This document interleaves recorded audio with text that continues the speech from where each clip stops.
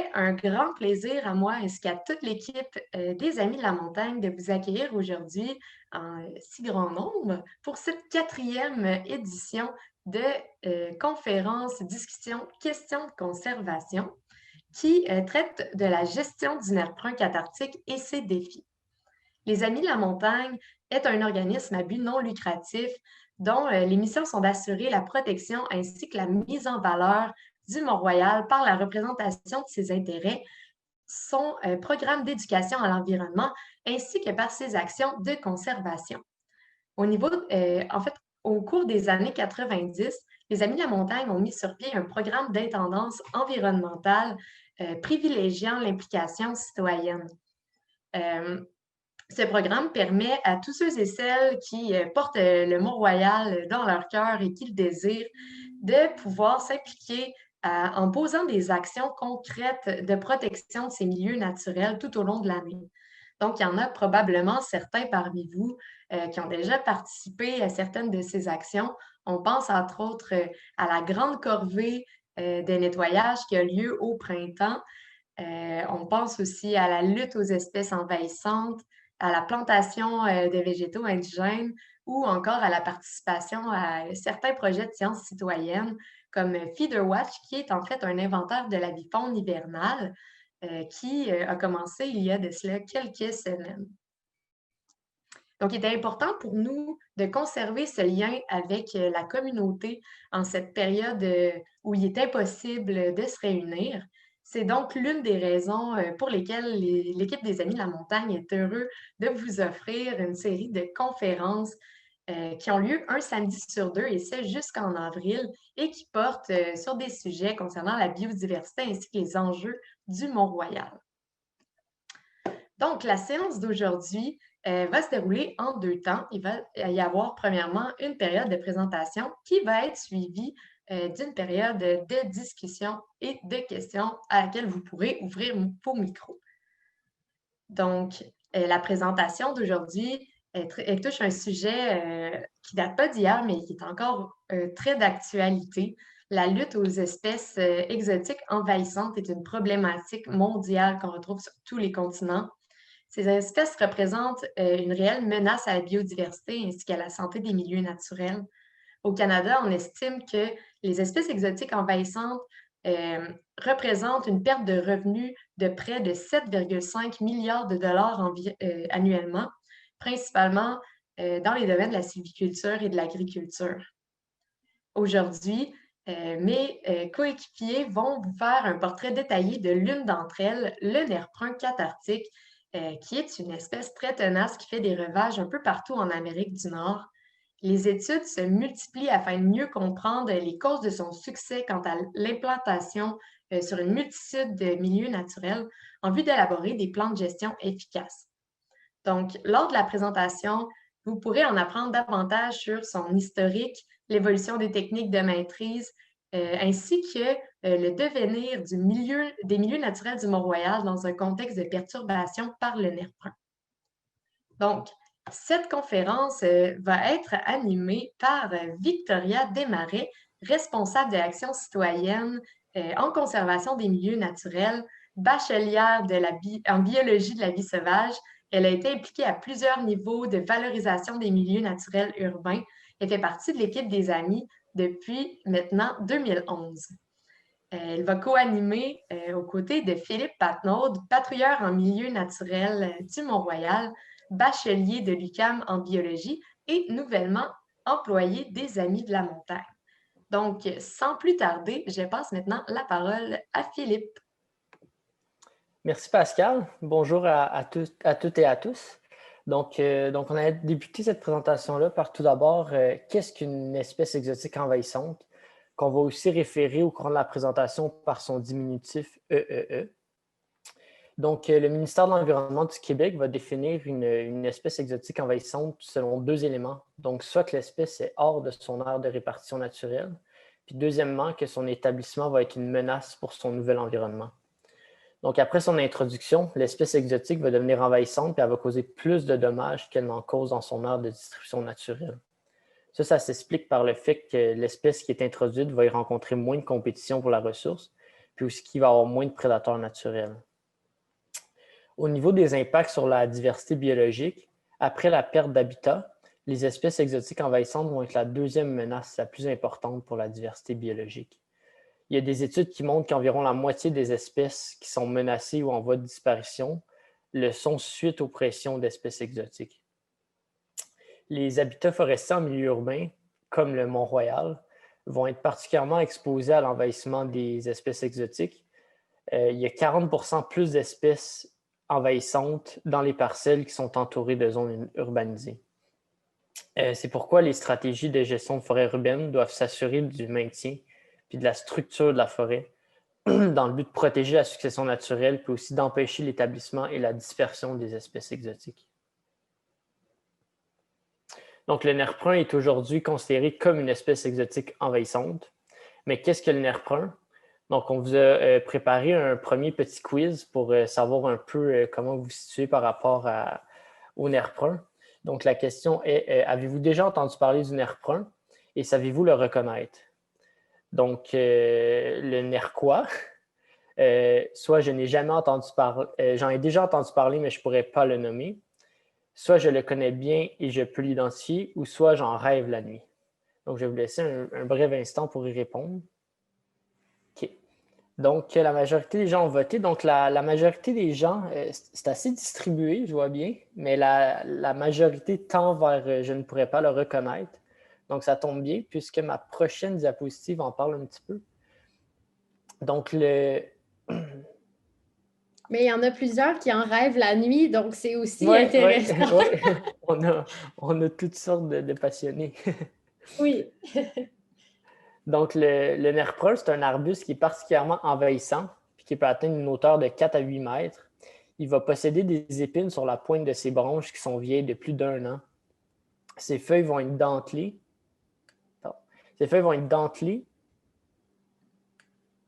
Opposées, puis ils vont posséder 3 à 5 nervures qui vont être recourbées vers la pointe. Les fruits, les feuilles et l'écorce vont être cathartiques ou purgatifs pour la plupart des animaux, mais les oiseaux les mangent sans problème, puis les graines vont demeurer intactes lors de la déjection. Au niveau de son origine et de sa répartition, le nerf brun provient d'Eurasie, puis a été introduit au Québec vers les années 1850 à des fins ornementales. C'est en 1915 qu'il y a un premier individu naturalisé qui a été recensé au Québec. Comme on peut le voir sur la carte ici, le nerf brun il a colonisé une grande partie de l'Amérique du Nord. On trouve le nerf brun cathartique aussi à l'ouest qu'en Alberta, puis aussi à l'est qu'en Nouvelle-Écosse. Il pousse aussi un peu partout au nord-est et au centre-nord des États-Unis. Au Québec, les invasions importantes vont être concentrées au sud de la province, particulièrement dans les grandes villes comme Gatineau, Québec, Sherbrooke, mais c'est surtout dans la grande région de Montréal qui va être présent. En ce qui a trait au Mont-Royal, c'est suite au verglas de 98 que le nerf brun s'est largement répandu sur la montagne. En fait, c'est grâce aux trouées lumineuses qui ont été causées par les arbres morts puis les branches cassées qui a vraiment pu s'ancrer dans des endroits sur la montagne. Ça, c'est dû au fait qu'il y avait déjà un bassin de graines en dormance dans le sol. Au niveau de sa biologie, le fort pouvoir d'envahissement de cette plante réside entre autres dans sa capacité exceptionnelle à croître facilement dans une variété d'environnements, comme dans des zones ouvertes, dans des lisières de forêt, aussi dans différents peuplements forestiers, beaucoup dans les zones perturbées, puis même dans des milieux humides. Il y a d'autres aspects qui font de cette plante un envahisseur, comme sa résistance à l'ombre, puis sa haute capacité photosynthétique. Ses feuilles vont aussi apparaître très tôt dans la saison, puis il va les perdre après la majorité des autres espèces de végétaux. Il va aussi avoir une croissance très rapide. Le nerf brun est dioïque, donc il y a des plants mâles et femelles. Puis chaque plante femelle va produire énormément de petits fruits qui sont semblables à des bleuets. Puis, ces fruits-là vont être très appréciés des oiseaux. Puis c'est d'ailleurs de par les déjections d'oiseaux que le nerf brun va tirer sa grande capacité de dispersion. Il est estimé que son rayon de dispersion de par les oiseaux peut aller jusqu'à 1,5 km. Puis les graines peuvent rester en dormance jusqu'à 5 ans dans le sol. Malgré toutes les caractéristiques que je viens de mentionner, c'est les effets sur le sol qui sont souvent les plus importants. En fait, le nerf brun cathartique va perturber le cycle des nutriments. Ces feuilles vont être riches en azote, puis une fois qu'ils tombent au sol, ils vont se décomposer rapidement, puis changer le bassin, le pool d'azote, ce qui va finir par modifier le cycle de l'azote. Cet enrichissement-là va faire augmenter la population d'arthropodes. Puis étant très abondants, ils vont décomposer rapidement toute la litière. Donc au printemps, il ne va presque plus en rester. On va alors observer un effondrement des arthropodes du sol. Ça entraîne des conséquences importantes parce que cette communauté-là forme la base d'une chaîne alimentaire dont dépendent plusieurs espèces de mammifères et d'oiseaux. Donc, on en arrive à notre deuxième petit quiz. Donc, selon vous, quel invertébré bénéficie le plus de la présence du nerf brun? Est-ce que c'est la coccinelle, la fourmi, le ver de terre, le perce-oreille ou le papillon monarque? Donc, je vais encore vous laisser un petit peu de temps pour y répondre. Parfait, donc on va maintenant les résultats. Donc, effectivement, la majorité d'entre vous ont vu juste. C'est le ver de terre qui va profiter le plus du nerf brun. Donc, effectivement, les vers de terre et le nerf brun semblent s'aider mutuellement dans leur développement. On parle alors d'un cas d'emballement d'envahissement parce que c'est deux espèces exotiques envahissantes qui forment une boucle de rétroaction positive. On peut parler aussi d'un effet boule de neige. Les vers de terre sont effectivement originaires d'Europe, puis ils vont altérer les écosystèmes forestiers en augmentant le rythme du cycle des nutriments, puis en réduisant la diversité des plants. Donc, la terre va être mise à nu, ce qui est idéal pour la germination des graines de nerf brun, qui sont habituellement inhibées par la litière. En retour, le nerf brun va attirer les vers de terre exotiques en augmentant la matière organique au sol et sa fertilité. Donc, la combinaison de sa capacité de colonisation et de son impact sur les sols permet à cette espèce de former des denses talles de peuplement monospécifiques qui va inhiber la présence des autres espèces en sous-bois et changer la structure même de l'habitat. En fait, dès qu'un spécimen va atteindre la maturité, la croissance de la population va augmenter rapidement jusqu'à couvrir de larges superficies, ce qui va menacer la biodiversité. Le nerf brun va ainsi devenir facilement l'espèce dominante du sous-bois, où il peut compter pour plus de 50% des tiges, puis va éventuellement finir par remplacer des espèces indigènes à long terme. Donc, je cède à présent la parole à Victoria, qui va vous parler des recherches et des interventions qui ont lieu dans le parc du Mont-Royal, puis elle va aussi faire un petit survol de ce qui a été fait autour de la montagne. Merci Philippe. Donc, vers la fin des années 90, la Ville de Montréal a pris connaissance de l'ampleur du problème de la présence d'espèces exotiques envahissantes dans le parc du Mont-Royal et a procédé à une cartographie de l'envahissement. Donc, cette carte a été réalisée en 1999 et démontre clairement que les graines en dormance ont bel et bien profité de l'ouverture de la canopée suite au verglas. Donc, j'ai encerclé en vert foncé les endroits où le nerf brun était plus dense sur la montagne. Mais à titre informatif, je vais aussi faire un petit survol des autres espèces exotiques qui avaient été inventoriées à l'époque, puisque la légende, elle est très petite. Donc, on voit ici l'égopode podagraire ou l'herbe au goutteux. Ensuite, nous avons l'alière officinale ou l'herbe à ail. Ensuite, l'entrisque des bois, aussi connu comme le persil sauvage. Et puis finalement, la petite pervenche qui est un couvre-sol présent près du lac au Castor. Donc, nous connaissions la présence des espèces exotiques envahissantes dans le parc. Et 7 ans après cet inventaire initial, la Ville refait un inventaire, cette fois-ci comprenant aussi l'érable de Norvège.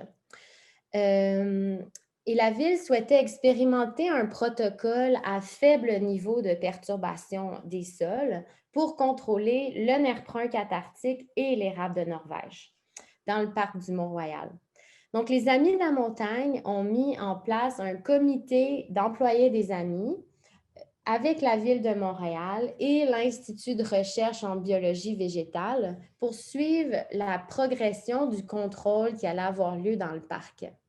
Donc, entre 2006 et 2008, c'est 8 stations permanentes de recherche de 20 mètres par 20 mètres qui ont vu le jour. Donc, sur la carte, elles sont identifiées par les lettres A à H.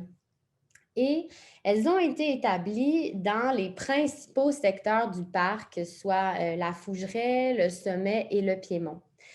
Puis, Intéressant. La majorité de ces travaux-là ont été réalisés par des bénévoles qui avaient reçu une formation précise par les Amis de la montagne. Donc, nous allons tout d'abord voir le protocole de cette étude. La première étape consiste à faire l'inventaire de la flore, l'inventaire de plantes indigènes et exotiques pour toutes les strates de la forêt. Donc, on parle de la strate herbacée qui comprend les petits plants et les semis. Ensuite, la strate arbustive avec les arbustes et les gaulies. Les gaulies, c'est des jeunes arbres de plus de 1 mètre de haut et de moins de 1 cm de diamètre. Ensuite, on a la strate arborescente avec les arbres de plus de 10 cm de diamètre. Ensuite, après l'inventaire de la flore, vient la coupe, le contrôle des espèces exotiques envahissantes, que ce soit avec un sécateur ou une scie. Les plants sont coupés au ras du sol et puis mesurés pour avoir un indice de biomasse en kilogrammes. Et cette même année-là, lors de la première intervention, il faut aussi procéder à la plantation de végétaux indigènes, donc d'arbres et d'arbustes indigènes qui vont agir comme des compétiteurs naturels du nerf brun. Donc, on va aussi privilégier des végétaux qui ont une variété d'âge et une attention particulière aux végétaux qui vont porter des fruits pour nourrir la faune. Donc, comme on coupe un nerf brun qui nourrissait les oiseaux, mais on replante d'autres arbres et arbustes qui vont aussi être bénéfiques pour la faune et qui respectent les communautés végétales déjà en place. Donc, ces mêmes techniques d'inventaire vont être répétées pendant 4 ans, à la différence que dans les années de recoupe, on va aussi noter si le nerf brun est d'origine d'un semis, donc d'une graine qui a germé, ou bien un rejet, c'est-à-dire une souche qui a été coupée et qui a refait des tiges suite à sa coupe initiale. Et on va continuer à prendre en note la biomasse. Donc, sur la photo ici, vous pouvez voir dans le coin gauche, un carré blanc, c'est ce qui a servi de gabarit pour classifier, en fait, les gaulies des jeunes arbres. Ensuite, on va vous présenter les résultats de la parcelle A. C'est la première parcelle. L'inventaire floristique a révélé que cette parcelle-là était principalement recouverte d'érables de Norvège, de chênes rouges, de frênes d'Amérique et de nerf brun cathartique. Et il y avait une magnifique arche de nerf brun, presque poétique, mais en fait, l'envahissement était assez extrême. Donc, lors de la première coupe, 435 tiges de nerf brun cathartique ont été coupées pour un impressionnant 518 kg de biomasse. Donc, l'année d'après, fait intéressant, les tiges étaient 6 fois plus importantes, avec près de 2000 rejets de souches et 5000 semis environ. Donc ça, c'est toujours la surprise de la deuxième année. Après une première coupe, il y a énormément de rejets à couper, mais heureusement, ça totalise une très faible biomasse. Et puis, au fil des ans, le travail devient de plus en plus un travail de minutie avec une diminution constante du nombre de tiges et de la biomasse. Aussi, cette recherche a révélé que à la deuxième année, le nombre de semis tend à doubler. Mais par la suite, ces niveaux-là vont se rapprocher du niveau initial. C'est dû au fait qu'après la première année de coupe, les graines en dormance se retrouvent sur un sol mis à nu ou partiellement dénudé. Mais grâce aux plantations, la litière va se restabiliser, la végétation va croître et graduellement, ça va inhiber la germination des grains de nerf brun. Et donc, c'est ce que cette étude a révélé. Là, je vais laisser Philippe expliquer plus en détail les options de coupe qui se présentaient aux amis à l'époque et pourquoi est-ce que la technique par épuisement racinaire a été choisie dans le parc du Mont-Royal. Oui. Donc, au niveau des techniques de maîtrise, tout d'abord, les techniques phytosanitaires ou chimiques ne sont pas préconisées par les Amis de la montagne parce qu'ils ont un trop grand impact sur le milieu. Donc, les techniques envisageables sont celles manuelles. Donc, il y en a principalement deux, soit l'arrachage ou soit la coupe au ras du sol, chacune ayant leur avantage et leur inconvénient. Donc, au niveau de l'arrachage, c'est beaucoup plus rapide car ça permet d'enlever les racines du plant, donc ça évite le besoin d'une répétition de coupe sur plusieurs années.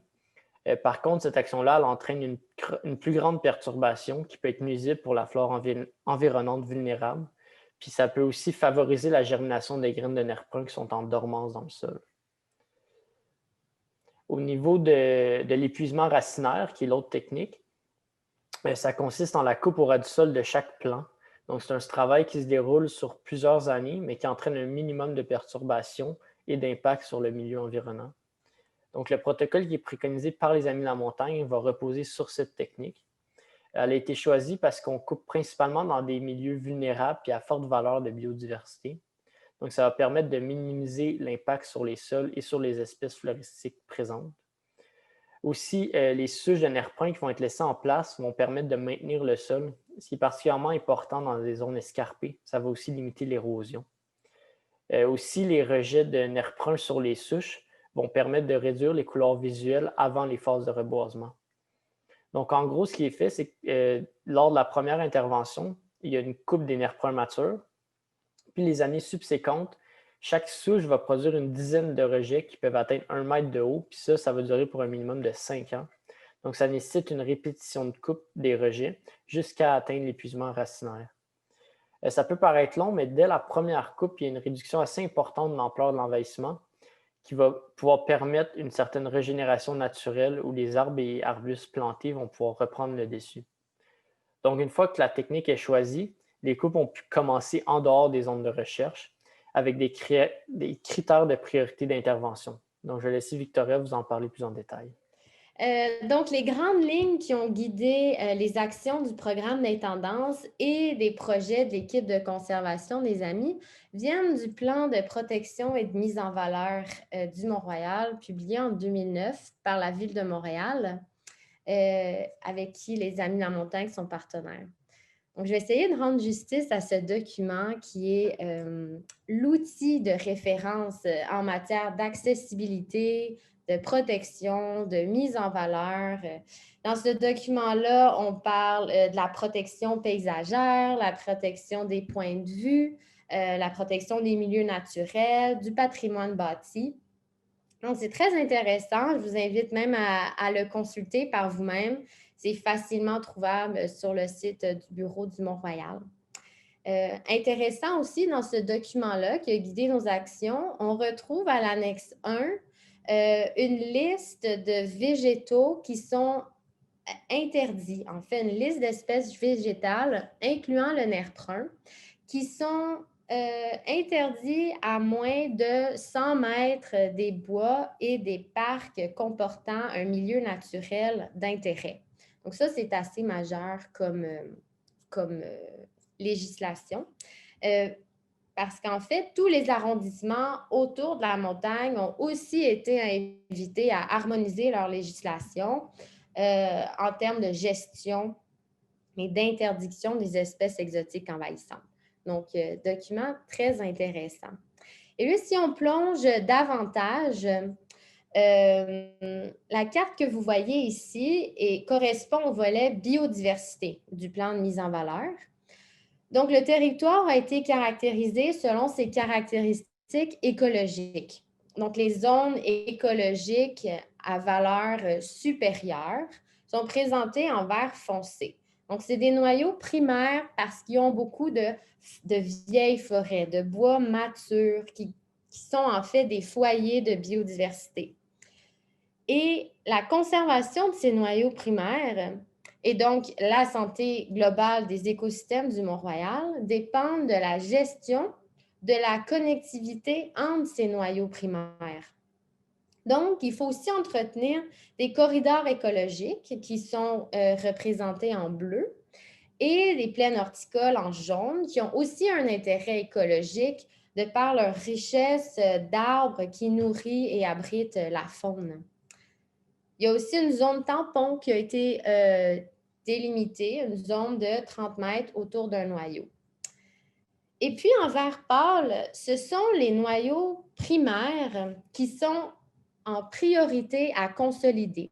C'est-à-dire qu'ils ont une grande valeur écologique qui est menacée par la présence d'espèces exotiques envahissantes, la fragmentation de l'habitat, parce qu'on y retrouve, entre autres, beaucoup de sentiers. Et donc, c'est des zones prioritaires. Et c'est ça qui a guidé, en fait, les actions des amis en termes de lutte aux plantes envahissantes. Donc là, on va aller voir les zones de maîtrise dans le parc du Mont-Royal. Donc, les zones 2006 à 2020. On s'est basé sur les critères de priorité dont je vous ai parlé, qui étaient de consolider les noyaux primaires et les corridors écologiques. Donc, petit quiz. On aime bien ça ce matin. Donc, considérant qu'un terrain de tennis fait environ 200 mètres carrés, à combien de terrains de tennis correspond la superficie totale des zones où les coupes de nerfs bruns ont eu lieu dans le parc du Mont-Royal? Donc, un petit indice basé sur les zones de recherche que je vous ai présentées précédemment. Une zone d'étude correspond à 2 terrains. Et donc, il y a 8 terrains, donc il y a 8 zones de recherche pour un total de 16 terrains. Donc, vous avez les options entre 100, 200, 800, 1600 et 2500 terrains de tennis. C'est de la conservation, c'est des maths et c'est de la devinette. Donc, en fait, la réponse, c'est 800 terrains de tennis. Plus précisément, c'est 825 terrains de tennis.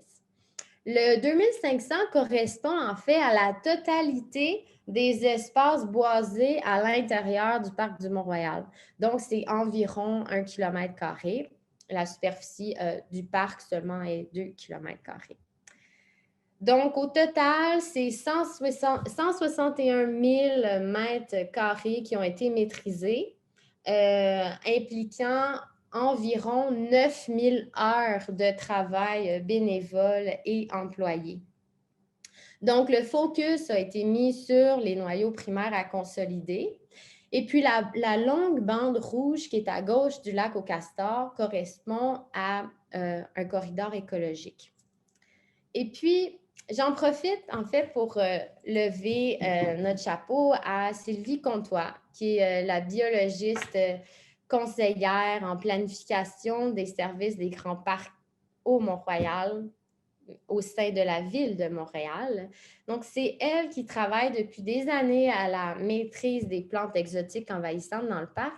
Et c'est avec elle que nous planifions la tenue de nos actions de conservation. Donc, c'est elle qui va valider, proposer. On fait des retours, des réunions. Donc, son aide et sa connaissance est très précieuse. Puis, une autre aide très précieuse, on n'aurait jamais pu réaliser tout ça sans l'aide des bénévoles du programme d'intendance. Donc, on tient aussi à vous remercier du fond du cœur de votre ténacité et implication année après année. Puis cette année, justement, ça a fait la différence. On s'est seulement vu pour le mois de septembre avant que les réunions soient totalement interdites.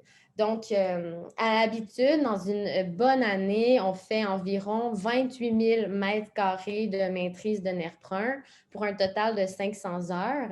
Puis là, cet automne, c'est seulement 5 000 mètres carrés qui ont été maîtrisés pour un total de 125 heures.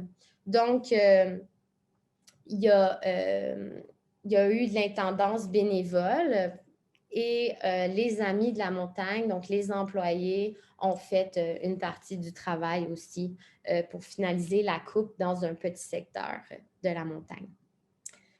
Donc là, on a parlé du parc du Mont-Royal. Mais qu'en est-il du nerf brun autour de la montagne? Donc, longtemps, le programme d'intendance des Amis a été l'unique programme de gestion des espèces exotiques envahissantes. Mais depuis le plan de mise en valeur et même avant la prise de conscience de la dominance des espèces exotiques, la Ville de Montréal apporte aussi une considération particulière dans l'aménagement de ces grands projets dans le parc. On peut penser à l'escalier Peel, Cedar, l'escalier de l'escarpement qui avait tout un volet gestion des espèces exotiques. Et en plus de ça, il y a plusieurs autres projets qui ont vu le jour chez nos partenaires institutionnels et dans des espaces verts avoisinants. Donc, on va commencer par le PRV-BMU, le projet de restauration et de valorisation de la biodiversité en milieu urbain. C'est un projet qui avait un objectif double, d'offrir une opportunité d'emploi à des jeunes issus de la communauté multiculturelle variée qui n'ont pas nécessairement un accès facile à des milieux naturels. Et aussi, le deuxième but, c'était d'éradiquer le nerf brun sur l'éco-territoire des sommets et des flancs du Mont-Royal. Et ce projet-là a aussi eu lieu dans 3 autres parcs nature à Montréal, donc l'île de la Visitation, Bois-de-Liesse et Jean-Drapeau. Et en 2013, j'ai eu la chance de passer mon été avec 10 jeunes de l'équipe Mont-Royal. Donc, c'était magnifique de les voir découvrir la forêt, se l'approprier, devenir avides de nouvelles connaissances. On est devenu une petite famille à la fin de l'été. Donc, c'était un bijou de projet. Qui était à la base initié par la Ville de Montréal en partenariat avec la Sauverdi, les Amis de la montagne et GAIP. Donc, entre 2018 et 2013, c'est environ 150 jeunes qui ont participé à ce projet-là pour éradiquer près de 3000 tiges de nerf brun et planter près de 8500 végétaux indigènes. Donc, ces projets-là, au sein de l'équipe Mont-Royal, ont eu lieu, je pense, excusez, c'est la prochaine slide. Donc, ils ont eu lieu, comme j'ai dit, sur l'éco-territoire du Mont-Royal, à l'Université de Montréal, l'Oratoire Saint-Joseph et le Collège Jean-Brébeuf. Mais c'est intéressant parce qu'en plus du PRV-BMU, ces 3 institutions-là ont aussi un plan de lutte aux plantes exotiques envahissantes. Donc, l'Université de Montréal a inclus la lutte dans leur plan pour la biodiversité. L'Oratoire Saint-Joseph a converti une partie de ses milieux boisés, 11 000 m², en réserve naturelle du père Louis Tremble. Cette réserve-là est gérée par Nature Action. Et puis, il y a le Collège Brébeuf qui ont valorisé le bois des pères. C'est un noyau primaire de biodiversité à valeur écologique importante. Donc, ils ont eu, entre autres, des programmes de lutte au nerf brun, des programmes de sensibilisation, de fermeture de sentiers, de plantation et un projet de réintroduction de l'ail des bois avec Espace pour la vie, le projet Semaille. Finalement, déplaçons-nous du côté de l'arrondissement Côte-des-Neiges NDG, près du métro Côte-Sainte-Catherine. C'est le parc Mackenzie King qui comporte le boisé d'Ora-Wasserman. Et c'est un projet de lutte au nerf brun qui a vu le jour en 2018 grâce à une passionnée de Espace pour la vie, Claire Vasseur. mais aussi le soutien des Amis de la montagne, de l'arrondissement Côte-des-Neiges NDG, l'implication d'élèves de l'école La Voix. Ça a aussi été rendu possible par l'implication de citoyens et citoyennes engagés, dont Lynn Bonneau, qui a créé le groupe des Amis du boisé de Rawasserman pour inviter les bénévoles et mobiliser la communauté. Donc, c'est sur l'assise géologique du Mont-Royal. C'est quelque peu éloigné du Mont-Royal, ce n'est pas dans l'arrondissement historique et naturel, mais on y retrouve une richesse floristique impressionnante, des plantes printanières vulnérables. Et puis, depuis le début de ces projets, il y a 20 000 tiges de nerfs bruns qui ont été coupées et 480 arbres et arbustes indigènes plantés. Et fait intéressant, ils utilisent 3 techniques de gestion. Donc, l'épuisement racinaire, l'arrachage de souches et tout récemment, un projet pilote d'utilisation de boîtes de conserve qui vont en fait remplacer la toile géotextile d'une façon plus économique pour limiter la pousse de rejet en bloquant la lumière. Donc, on a hâte d'avoir plus de résultats sur cette technique. Donc, où en sommes-nous avec tout ça? Dans l'ensemble, les données recueillies sont très encourageantes, mais démontrent qu'une intervention en continu est requise pour contrôler le nerf brun. On ne parle plus d'éradication. Et aussi, les forêts sont en constant changement. Donc, à ça s'ajoutent les changements climatiques, l'arrivée de nouvelles espèces exotiques envahissantes. Donc, je vais laisser Philippe vous expliquer un des enjeux majeurs pour la gestion du nerf brun sur le Mont-Royal. Oui. Donc l'un des défis vient avec l'arrivée de la grille du frein, dont vous avez probablement déjà entendu parler. Donc, tel que mentionné plus tôt, c'est l'impact du verglas de 98 qui permet au nerf brun de bien s'implanter sur la montagne. Mais là, les coupes de frein semblent avoir un impact semblable pour le nerf brun. Ces coupes-là vont provoquer la formation de trouées qui vont favoriser la régénération de la strate arbustive et aussi le recrutement d'espèces de plantes envahissantes.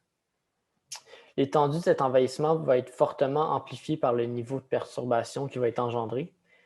Puis ce niveau-là va être important puisque le Mont-Royal comptait environ 10 000 freins de plus de 15 cm de diamètre, dont la majorité a été ou sera abattue. Donc, puisque la grille est une espèce envahissante, puis qu'elle favorise l'envahissement de d'autres espèces exotiques, on parle ici d'un effet d'emballement. Finalement, il y a plusieurs études qui documentent le potentiel de dynamique d'emballement qui est créé par les coupes de frein. Ils en viennent à démontrer la nécessité et le besoin d'accorder une part importante d'efforts dans la lutte contre les espèces exotiques envahissantes, puis ça pour plusieurs années à venir. Donc, les recommandations suivantes sur la gestion du nerf brun dans le parc sont en partie tirées par un projet de maîtrise d'une qualité inouïe que Jean-Martin Veilleux a fait en 2014, conjointement avec l'UQAM, l'UQAT, les Amis de la montagne, la Ville de Montréal. Donc, il préconisait en fait que pour minimiser l'envahissement, il fallait porter une attention particulière aux lisières. Donc, fermer les lisières en faisant des plantations d'arbres indigènes massifs à croissance rapide pour limiter la lumière et la prolifération d'espèces exotiques envahissantes. Minimiser l'envahissement, ça passe aussi par la réduction de perturbations. Donc, il faut toujours garder en tête le choix des techniques pour limiter la perturbation, que ce soit pour la coupe de nerf brun, la coupe de frein infectée par la grille du frein infestée. Et puis aussi, ça passe par la réduction de sentiers sur la montagne. Il faut aussi maintenir la structure de la forêt en plantant des arbres d'âge variés, limiter la capacité de dispersion du nerf brun. Donc, avoir un projet ciblé sur les femelles nerf brun qui sont porteuses de semences qui sont disséminées par l'avifaune. Et il y a aussi une responsabilisation des citoyens, des institutions, de la Ville de Montréal et des grandes villes. La législation, en fait, parle d'une centaine de mètres pour restreindre les espèces exotiques envahissantes, mais les graines d'oiseaux peuvent être portées jusqu'à 1500 mètres. Donc, est-ce que cette interdiction est suffisante? Est-ce que le 100 mètres est suffisant? Est-ce qu'il y a assez de formation offerte au public sur les bons choix de végétaux à utiliser dans leurs aménagements, par exemple? Que une foule de pistes de réflexion qui reflètent la complexité, la beauté de la gestion de cette plante-là. Et j'aimerais finir sur une note positive. Parce qu'on dit souvent que le nerf brun, c'est la mal-aimée des milieux naturels, et avec raison. Mais pensons à combien d'amitiés ont été créées autour de la gestion de cette plante, si ce n'est ici même au sein de l'équipe des bénévoles, des Amis de la montagne, pendant le programme d'intendance. Donc, merci beaucoup à vous et je laisse Pascal vous parler d'un tout petit projet, ou un très grand projet en fait. Oui, donc merci beaucoup Victoria et Philippe. Donc, on en comprend que la lutte au nerf brun, c'est une problématique très complexe. Il y a un outil de détection qui s'appelle la Sentinelle, qui a été lancé par le ministère de l'Environnement et de la lutte au changement climatique, qui est une autre façon pour vous de pouvoir vous impliquer dans la lutte au nerf brun cathartique. Donc, c'est un site qui permet de signaler les plants de nerf brun que vous apercevez un peu partout. Donc, c'est un outil très intéressant.